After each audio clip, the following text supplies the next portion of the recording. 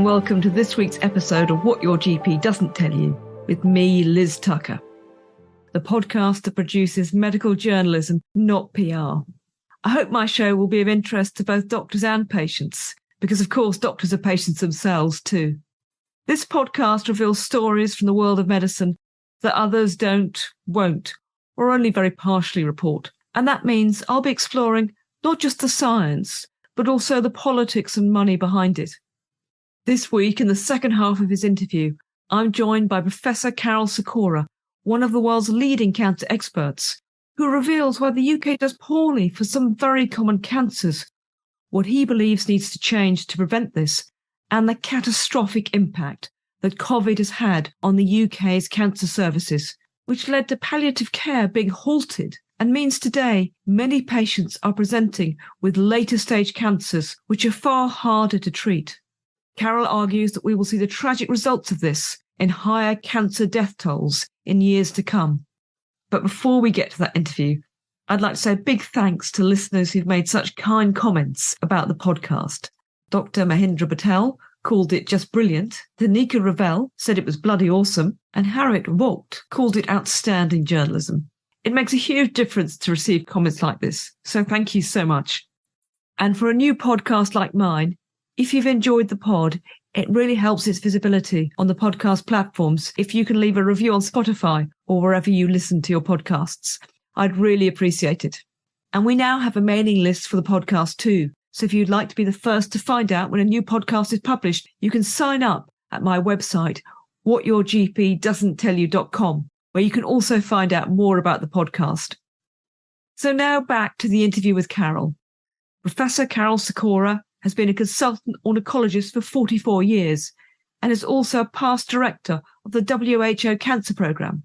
He worked in the UK's NHS for over 35 years and until recently was the Chief Medical Officer of Rutherford Health, a private company providing proton beam therapy centres. Karol has been an outspoken voice about the need for NHS reform, and that's where we pick up the interview this week.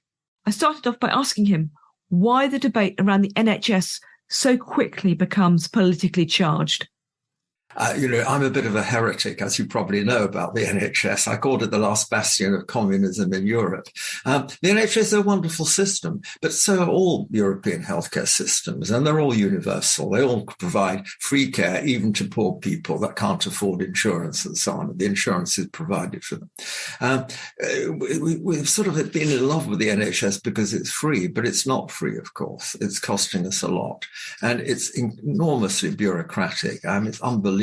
One of the hospitals I work at, I won't say where, they even have a manager for pillows, a pillow manager that check, because the pillows go missing. And so his job is has to go and check out where the pillows are, follow them on his computer program around the hospital. This is just craziness. What happened to the ward sister? Can't she have a stack of pillows somewhere in a cupboard and make sure they're not just disbanded around the place? But it is a great system, but it does need reform, and not more money, just proper reform. And I think that's a challenge for the politicians. It's too political all the time. Because I think for the Tories, if they touch it, they're seen as privatising the NHS. And the Labour Party, because they were responsible for the birth of the NHS, for different political reasons, they can't touch it either. Exactly. No one can touch it. It's untouchable. And any criticism, I felt I was going to be burnt at the stake as a heretic when I said that 5 years ago, that you're not allowed to have bad thoughts about it. I think also the role of the doctor has been devalued within the system a lot recently, the last 10 years. In fact, if you look at how we measure up to other Western European systems, such as France and Germany for cancer care, we don't actually necessarily measure up that well. No, with cancer care, and I've lobbied it for this right since I've been a consultant. The problem is that when you look at European comparisons of cancer outcomes, we do worse for some of the common cancers. We do well for rare cancers, testicular cancer, lymphoma, leukemia, complex malignancies. We do extremely well. There's nothing wrong with our cancer treatment. What it is access to early diagnosis is different here than the rest of Europe. It's better than it was 20 years ago, but it's still far behind France, Germany, Switzerland, and so on. And that means that we have later stage presentation. The reason for it is, first of all, patients here are pretty stoic, especially men. They don't do much about sort of a bit of blood in the vomit or a bit of blood in the urine. They don't do anything about it for weeks. They get nagged by their wives. Eventually they go. Getting a GP appointment's challenging. And when you get the appointment, you may have to go back again in another 6 weeks before anything's done. I was on the committee that made the 2-week wait for cancer. That was in the year 2000. And it was a pragmatic way to try and speed up patients whose GP thought they might have cancer. And it probably has saved some lives, but unfortunately only 25% of cancer patients go through that. The rest go through the slow track. And just like Heathrow, if you have a fast track, the slow track goes slower than it was before you start the fast track. So it's impossible for anybody, however good the GP, to sift between those that have and don't have cancer. You have to do something, an endoscopy, a biopsy, a CT scan, a chest x-ray. You have to do some investigation to make that determination. And we're just so slow at it. What takes 3 months in Britain takes a week in France, and that's the difference. There are these pockets of excellence across the country, and really it's trying to find the right pocket of excellence for your particular cancer. Exactly. And also to have time to treat you properly. I remember I did a locum just when I was first a consultant, and I had to do this clinic, and I arrived at 9 o'clock and it finished at 1. It had to finish sharply at 1 because there was a dermatology clinic then.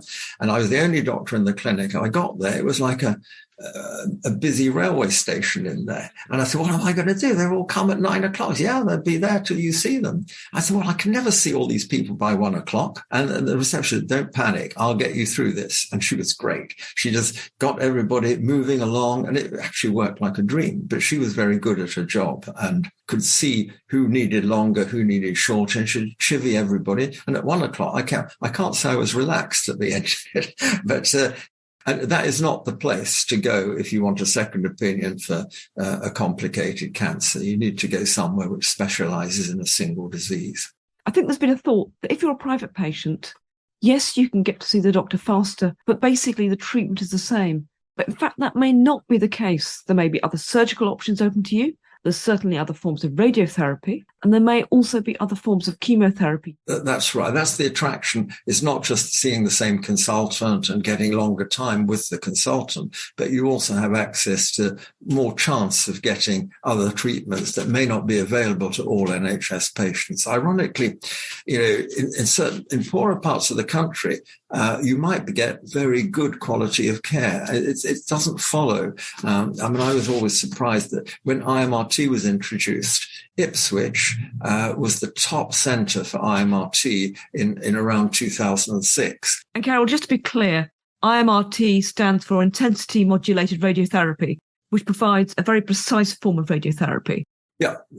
And when you looked into the reasons, it was a single physicist that was absolutely besotted with IMRT and wanted to make sure everybody could have it. The other thing about Ipswich, there were 6 consultants and they didn't do any peripheral clinics. They never left the hospital at Ipswich. And so they were all able to, together as a group with the physicists, design a way of delivering it within the NHS at no greater cost than ordinary radiotherapy. These people got it together.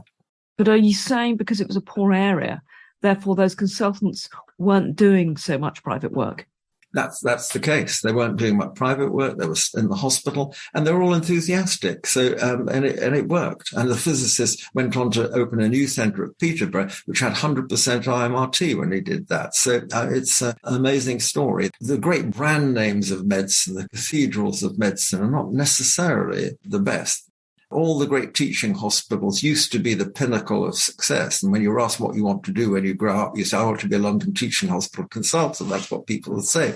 But that's not necessarily the current thing. And introducing new technology and innovation is struggling, especially in our system, which is sort of difficult to get funding for the new unless you're going to save money on the old.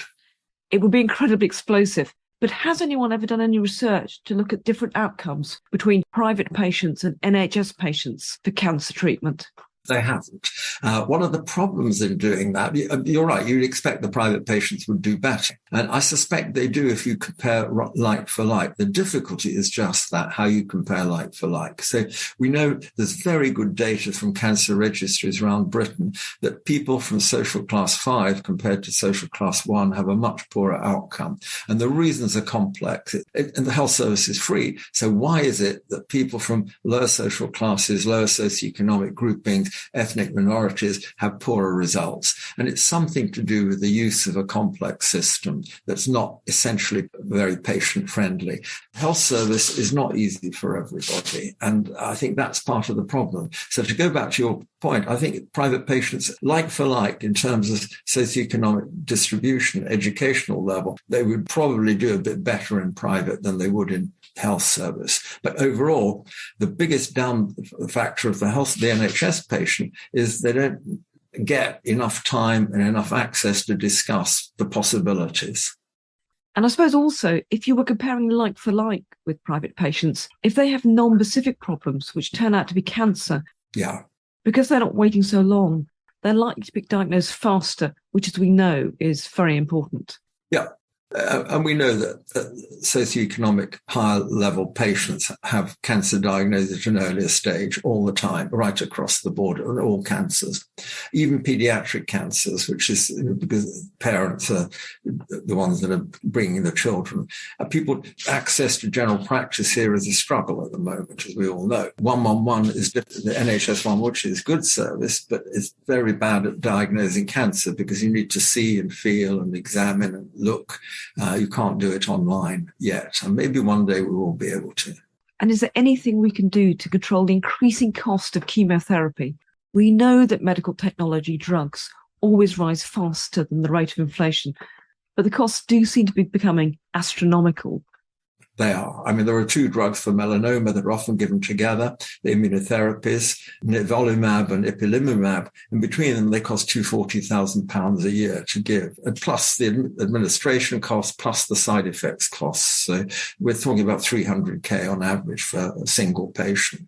That's sort of unaffordable. Melanoma, metastatic melanoma is relatively rare, but imagine if it was breast cancer or lung cancer and we're trying to do that. And of course, the manufacturers want you to do that. They're doing all sorts of trials. We've got to do something about drug costs because they're way out of line with everything else we do in medicine. Even a bone marrow transplant or a stem cell transplant costs about £100,000. So these drugs are more than even the most costly procedure we do in medicine. And with the pressure of COVID on the NHS, what impact has that had on cancer treatment? Because the system hasn't got inbuilt resilience like many of the European systems, it really collapsed with cancer. So cancer screening stopped completely, but actually cancer diagnosis stopped. So the 2-week wait program, which, as I said, I was involved in creating 22 years ago, collapsed too. So normally you would expect 95% of patients booked for a 2-week wait to be seen within 2 weeks. It dropped to 40% at the peak of COVID. And it was just there were no clinic spaces. The clinics for the scanning systems broke down because they had so many COVID patients to scan, and the endoscopy and biopsy services stopped because there were aerosol generating procedures, which meant that you couldn't do them without full COVID protection, PPE and so on. So instead of doing 15 endoscopies in a morning, you could only do 4. And that really slowed everything down. It ground to a halt, basically. Do you think in a few years' time, we'll see the implications of that treatment? Exactly. Or rather the lack of that cancer treatment? And we'll see the mortality in about 5 years' time. You'll see an increase in mortality. But it takes time to go through the system. It's not like COVID. The deaths from COVID came month by month. You could see where there was an above average death rate because of COVID. And it's stuck. It's like frozen in the epidemiology of cancer. You can never get it back now. So patients with what normally present with stage 1 cancer, 90% survival for the common cancers, will have stage 3 cancer with 20% survival. So there'll be a mortality figure associated with that. And yet for many people, particularly those in younger age groups, we now know the mortality for COVID wasn't actually that high. Yeah, and it was in very old people. So we published a paper looking at the life years lost. If you forget the numbers, but look at life years lost, it's much more frightening because with cancer, the average age is in people in their 60s. With COVID, the average age of mortality was people in their 80s, 82.4. The number of life years lost, if you're 82.4, is almost zero because that's your normal longevity. The life years lost from cancer was 15, 20, 30 years. So that's been the problem with it all. So when we analyze the whole thing in 2028 or something like that, look back on it, you'll see that cancer has been much more severely. Cancer, heart attacks, and strokes have been more severely affected than the others because these are the three things. If you don't treat them at the time, you can't go back to treating them. So people weren't stented, they weren't given admissions for coronary artery ischemia and so on. So it will affect the future mortality. And as you could see this medical disaster unfolding, were you in touch with the relevant government departments? Yeah. Saying, you really need to think again? I even set up a Twitter account. I didn't know what Twitter was. I could just about do it just to get the message home that if we don't do something, a lot of cancer patients are going to die. But, they even took oncologists off to put them on the intensive care units in certain parts of the country. So there was no oncologist service. I was amazed how poor NHS England handled the whole thing. They were just accepted. There would be no cancer treatment. You just have to live with it. And we'd have to ration it. And we'd have to take all the patients having palliative chemotherapy would have to stop. It seemed unnecessary. It was barbaric. And instead of giving fractionated radiotherapy, we're urged to use single fractions or low numbers of fractions to speed things up to reduce demand. And of course, the other problem was staff. Radiotherapy is quite staff intensive, so is chemotherapy with chemotherapy nurses. If you haven't got the staff because they've got to stay off because they've been infected, even though they're perfectly well, you're stuck. And then the PPE. And the other thing that was interesting in the public sector, they never bothered with any temperature screening or any form of screening. In the private sector, they did. So you not only had to wear a mask, you had your temperature taken as you went in. You weren't allowed in if you had a temperature above 37.5. That seems a pretty simple way of dealing with the situation. But anybody could walk around NHS cancer departments, just even if you weren't meant to be there, you could just walk in with almost no security in most of the hospitals. But when you pointed out to these government departments that not just a few lives, but many thousands of lives were going to be lost, what was the reaction? The reaction was, what can we do about it? We have to treat COVID. So when you said thousands of people will die, what was the response? I spoke to a group of MPs in the House of Commons and they agreed. And they said, well, of course, there were favourable ones. They were sort of against the huge turnaround of the NHS towards COVID. But the minister said, what can we do? We have to treat these patients. Pointed out over a 5-year period, you're going to kill more people doing this than with other diseases. And it's not who's more deserving or not. It's not that sort of argument. It's just simply, you just look at the numbers, better to carry on with all cancer treatments than to spend all your money and time on COVID. Politicians don't really get into this, and the hospital management doesn't get into it either. Everyone was frightened, and we banged our spoons for the COVID service every Thursday night, and it was frightening to see what happened. So it was a question basically of dealing with what was most immediate rather than what was most urgent. That's exactly right. So, Karol, if I make you health secretary tomorrow, yeah, you've got complete power over the NHS. What do we have to do to get up to Western European cancer care standards? Okay. So the first thing we need to do is to get early diagnosis. And the way to do that is to bypass the GPs. There's no other way. We can't do it through the current GP service unless it suddenly dramatically improves. And it won't because there aren't enough people. GPs over 60 are retiring in their droves.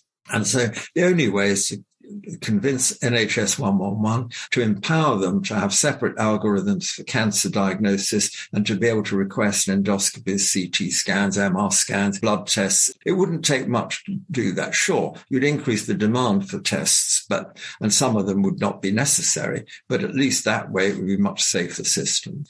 But that would still be difficult for non-specific things, like my example of a stomachache. Yeah, well, except they could have an algorithm for stomachache, and they could eventually get you an upper endoscopy, or they could get you a CT scan of the abdomen. So, and I think that's the only way we're going to get this. So you could say, well, let's get the GP's authorization to do just that. Well, the trouble is no one can get to see the GPs, so it doesn't help. If you could, there wouldn't be an NHS 111. 20 years ago, that was how you did it. You went to your GP. The other way is to have physician associates, nurses trained to make diagnoses. And that's another possibility, to have not just clinical nurse specialists in breast cancer or lung cancer and so on, which we do, but also have diagnostic nurse specialists that take people from 111 and make sure they're triaged. I mean, making a cancer diagnosis is like having a load of balls going into a funnel, and the red balls and green balls. And most have got green balls, but you want to pick out the red balls. And as they go through the funnel, you make tests and you make the algorithm, the clinical pathway, whatever we ought to call it, and out come the red balls, and they go off to have full diagnosis, workup, and then treatment. And that would speed up the early diagnosis. There's nothing wrong with the doctors. There's nothing wrong with the training of oncologists in this country, whether radiotherapy or medical oncology. What's wrong is the system is too clunky. How you interact with the NHS and how you change things. You don't want to go next Tuesday for your follow-up? Fine, just click on here and you'll get it for a week on Tuesday, and everyone's happy. You don't have to, the computer can do it all. And we don't have that at all. There's no way you can make appointments or change them on the NHS by computer from home. But we know that we have these pockets of excellence within the NHS, which are world-class. Yes. So as a patient, I either need to be able to access those centres of excellence, or we need to create a system where other hospitals come up to those same standards. Or we have networks of hospitals, hub and spoke models. So that's probably the way forward. We've tried it with cancer, but it's not there yet. The idea is that instead of having 61 places that are designated as cancer centres, you have only 20, but they have the other ones feed into them. So the protocols are the same. Central thing like PET-CT, you only have one in the centre because that's something you may need only once or twice during your journey. So patients can travel for that. It would be wasteful to have it right around the spokes. So in that way, you have a system that works. Then the spokes, you have central protocols for rare diseases. So you agree on management of, say, sarcomas or something, and you always have the standard treatment. Big problem in medicine is variability. All industrial processes, to get rid of variability, they have very good quality control to get rid of variability. We don't in the health service. We don't in medicine. Different doctors are still doing different things, and we've got to get rid of that. Sure, you're allowed a bit of clinical freedom, adapting to the patient's wishes and so on, but the basic clinical pathway should be the same everywhere. And for that, we need good IT.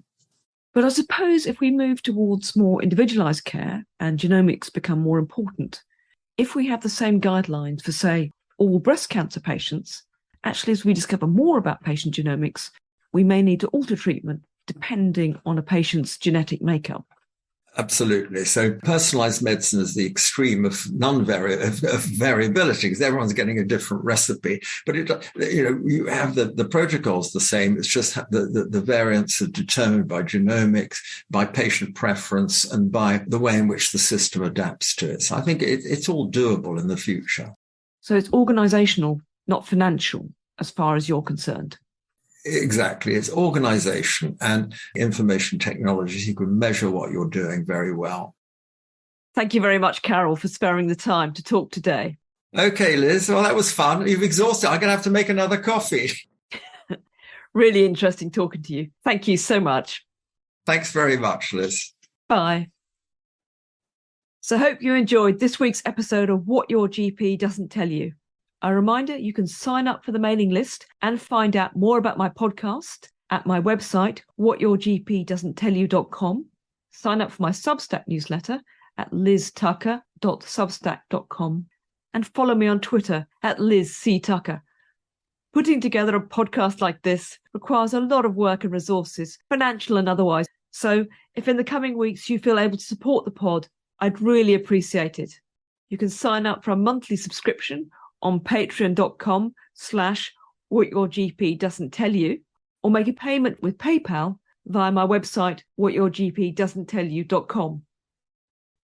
Next week, I'm talking to Dr. Jason Fung in Canada a kidney consultant and expert in the developing field of fasting. He discusses how his views on treating diabetes changed following a published trial that showed those diabetic patients on intensive drug regimes actually did worse.